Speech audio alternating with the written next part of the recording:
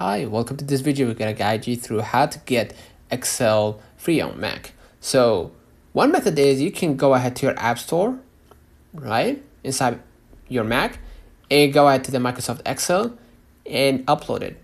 But as you can see right here, unfortunately, I don't have Mac OS 14.0 or later. I have the older version. So if you have like Mac OS 14 or above, then you can go ahead and use Microsoft Excel and download it from your App Store. Or you could go out to your browser and just type Excel, and inside you're going to be able to edit and just type in your spreadsheet freely, same as having an Excel app. Okay, so what I'm going to do, let me change the language or anything. Let me just open this basically, right? So I'm gonna log in, right?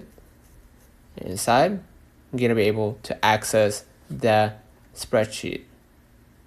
Okay, if you selected one of the thumbnails, unfortunately, I don't know why the language switched, but as you can see right here, changed. So thankfully that happened, and now you can start editing and categorizing your sheets and cells, right? Also, if you want to like save it as a spreadsheet, you can just hit share here, right, and copy the link to share it with other people, right? Also, you can save it by hitting file and export as normal spreadsheet, right? You can download also as a PDF.